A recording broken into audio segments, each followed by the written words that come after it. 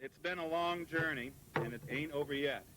ShenanArts was founded in 1981 with a dream and a vision, and that was to try to bring together three words: arts, citizenship, and community.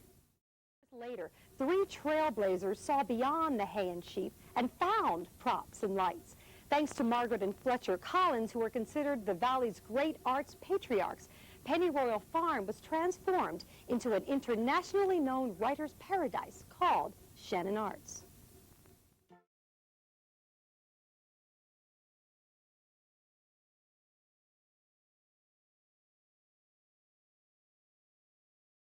Person. We always say that, theater can change the world, theater can change people's lives, it can really touch people's lives. But I really was sort of waiting to see that happen. ShenanArts was founded in November of 1981 after Paul Hildebrand, Kathleen Tosco, and Bob Small decided that Pennyroyal Farm would be the perfect place to start their endeavor. Leaving behind more high-profile jobs to pursue a small, nonprofit theater in rural Virginia is not something many people would do, but for this trio, it was the perfect opportunity to really impact a community with theater. I persuaded Bob and Kathleen, who by this time, when I left New Playwrights, they went to New York and worked for 2 or 3 years in New York, doing really wonderful work in New York, but they also were feeling restless and wanted theater to prove that it could do more than they had experienced. Originally created as a sort of artist co-op for different projects, ShenanArts has always wanted to leave its mark on the community. So that's been the basic tenet of ShenanArts, is giving people a place to grow, a place to learn, a place to pursue their dreams, and see that the things that they do are important. Pennyroyal Farm is a plot of land right outside of Verona, Virginia. And while it is not the most conventional environment for a theater, it gave artists a safe space to explore their craft and creativity while also getting to enjoy the nature around them. Some places are really best for daytime performances. We have up over the hill behind the barn here the Story Tree, which is, particularly on a hot afternoon, you're in the shade. It's a beautiful location. There's an intimacy and you're outdoors, so a pastoral setting. Down here is the Playhouse. It serves for your apartments, houses, offices. It's a great little pseudo-interior space. It also is an outbuilding built around 1870, about the same period as the barn. So we perform here on the deck, up in the mow of the barn, the Story Tree, down on the patio, under this tree, wherever the fancy takes the director and playwriting team. But being in nature wasn't always the greatest thing. So it was a very, very rustic beginning. No indoor plumbing, no central heat. When I started as an apprentice, there was no running water at the farm. So everything was the outhouse and getting water from the well in order to boil them, in order to wash the dishes, Over the years, a stage was added to the barn at Pennyroyal, giving ShenanArts more space to perform and grow. Eventually, after years of using temporary spaces like the old Leggett's department store and McCormick's restaurant, both downtown Stanton, ShenanArts found a permanent space to perform at what is now known as the Verona Community Center.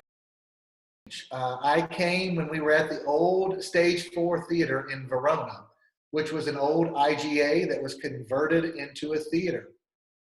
After each show there, we had to completely strip the stage, paint the floors, take the lights down, put new lights up for every single show. And it was quite the process. ShenanArts sold Pennyroyal Farm to Oak Grove Theater in 2005 and continued to use the strip mall location. After years of using this location, the strip mall where ShenanArts was located was sold, forcing ShenanArts to find a new home. Luckily, they found the perfect location at the old Robert E. Lee High School in downtown Stanton. The people here at Gypsy Hill Place was looking for someone to fill the theater here.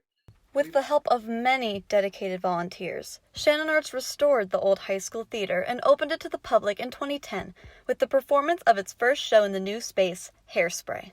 Just to see all of the board members that had been involved in the previous space really stepping up to make sure the theater came together for the performance, because they were still doing a lot of last minute tweaks to that space. So while we were rehearsing, they were like vacuuming and painting the space. So it was neat to be part of that, to see it evolve. With this new space offering more room to rehearse, store costumes and props, and perform, ShenanArts has been able to grow and expand over the last 10 years, reaching more people with its mission. The mission statement for ShenanArts is building bridges through the shared experience of live theater. I think that every year that we've been here, we've continued to grow, we've continued to evolve, we've continued to change. If you ask people that were with ShenanArts 10, 12 years ago about the types of performances we would be doing, and they would hear about some of the things that we've done, they're like, how in the world did you get that to happen? How were you able to stage those performances here in Stanton? Our community evolves, and we have been evolving with our community.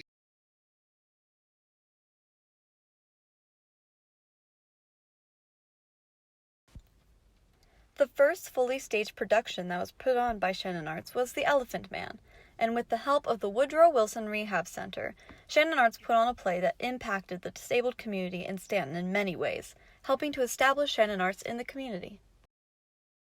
We chose The Elephant Man because it spoke to the special needs of the disabled. The play is based on the life of Joseph Merrick, who had severe physical deformities that resulted in people calling him the Elephant Man. The play follows his journey to find acceptance in society with the assistance of Dr. Treves. The play explores being able to see through what's on the outside to the beautiful persons on the inside. Well, what a perfect message, and how perfectly that captured what we wanted to do. ShenanArts' production of the show ran for 2 weeks at the Trinity Episcopal Church. After its run there, the cast did a one-time performance at the Woodrow Wilson Rehab Center, where they performed for the whole center, with the exception of the people who physically could not leave their rooms to attend. And they're coming to see this play, which is a message about them. Well, you could have heard a pin drop in that auditorium from beginning to end. The staff told us that for a good month afterwards, the whole atmosphere at the rehab center had changed. With its first full play under its belt, ShenanArts had already started to leave its mark on the community. Another production that made a big impact was God's Trombones, which is based on James Weldon Johnson's classic essays from the book God's Trombones, 7 Negro Sermons in Verse. Theater, of course, at that time was lily white. There were just no African Americans to speak of on any of the stages, and certainly no plays being done that spoke to the African American community.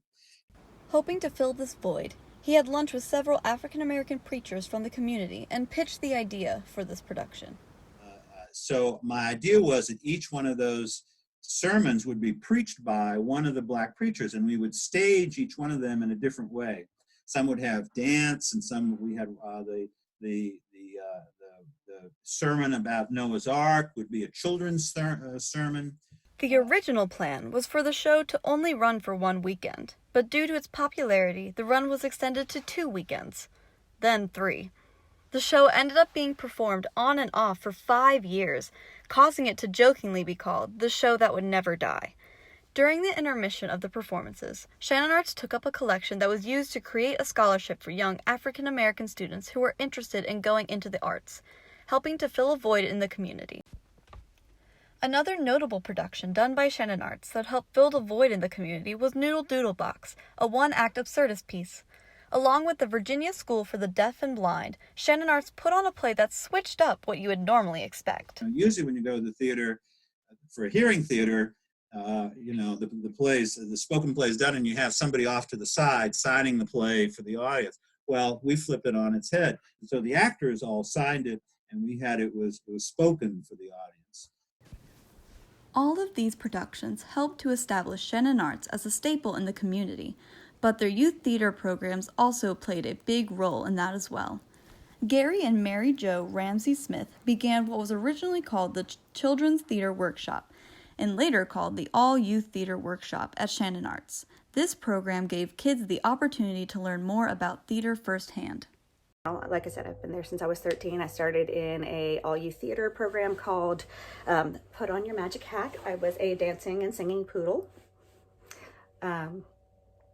Also at ShenanArts, I have been an actor through the all-teen program, which we did Roger Waters' The Wall 2 years in a row. I was also part of a touring AIDS awareness play called The Inner Circle while I was in high school. Later on, a companion to the All-Youth Theater Workshop was created, called the All-Teen Theater Workshop. The first production the Teen Workshop put on was The Wall, which they performed at the new Robert E. Lee High School, now known as Stanton High School. This led to a very successful program, and later on, a new location for ShenanArts. So it was really great to be involved in an organization where young people were so cherished, and they got to have like a say and in what they were doing, and felt like they were active participants within the community. Even though these original programs no longer exist, there are still ways for young people to get involved at ShenanArts. The Presbyterian Theatrical Training Program, or PTTP for short, was founded in 2009 in memory of Lynn Presbyterian. In this program, young people interested in theater learn all about the work that goes into each production, and many skills besides acting. Makeup, lighting, design, costumes, and theater administration are also taught in these classes, giving young people a place to explore their creativity in many ways. One of the farthest-reaching programs at ShenanArts was the Shenandoah Valley Playwrights Retreat, which brought writers from all over the world to Pennyroyal Farm. After receiving a grant against some tough competition, ShenanArts became known for its writing retreats led by Bob Small. A very powerful thing that Bob Small told to all of us, to the entire company, which I've also kept to heart, when they did these plays, we're the first voices that they hear of these characters. So when they go on from after Playwrights Retreat, maybe make more rewrites and whatnot before it actually goes up to a professional production, is that we are the voices that they will hear from then on, which is pretty powerful. A 3-week journey of all you did was focus on plays and focus on theater and focus on what was going on at that time. Some of the plays presented at these retreats would go on to become highly successful. A few examples of these plays include Anatomy of Grey by Jim Leonard Jr., Grace and Glory by Tom Ziegler, and An Almost Holy Picture by Heather McDonald. Many people wouldn't think of a small theater in the Shenandoah Valley of being capable of this sort of wide-reaching and memorable program. But for years, ShenanArts was able to bring people together from around the world for these writing retreats at Pennyroyal Farm, strengthening our community's ties with the rest of the world.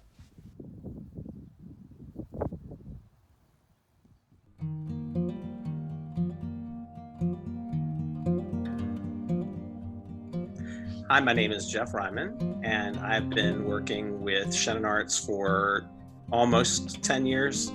I'm Elizabeth Brandon, and I did my first show with ShenanArts in 2009. My name is Diane Stewart. I moved to Stanton in 2006, and I became involved with ShenanArts shortly thereafter. So my name is Corey McDaniel. I have been involved with ShenanArts for, I was 4 years old when I first started, so that would be about 24 years now. So my name is Justine Jewart, and actually this summer will be 10 years that I have been a part of the ShenanArts community. So I wanted to come back and do more shows at ShenanArts because the community really believes so strongly in doing great theater in our community. Well, I loved the people at ShenanArts, and they were so welcoming. Definitely the people, 100% the people, and just that sense of community, that you not only belong there, but everyone there wants to work together to bring a story to life. Where people can come together, they can bring their friends from out of town, they can talk up the magic of the theater. You're not going to be reaching the big critics of New York or anything like that, and that's not what it's about. It's just about doing everything you can to bring joy and entertainment to other people in your community.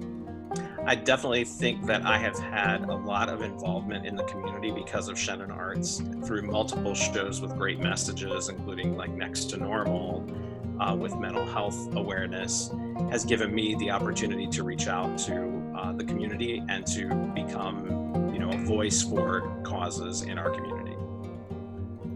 I think that for me, ShenanArts was the perfect way to get involved in the community because all of the folks who are involved there are parts of other communities within this community. People from Charlottesville, people from Harrisonburg. We have local talent that kind of gets discovered and explored, and it's become a wonderful resource for dancers, for singers, for actors, for musicians. It's a pretty beautiful thing. Live theater means so much to so many people because we all come to the theater with our own experiences, our own backgrounds, our own education, our own knowledge, and our own expectations. There's really nothing like a community theater. Everybody is getting together in their free time that they could be spending with their families or, watching TV or pretty much doing whatever.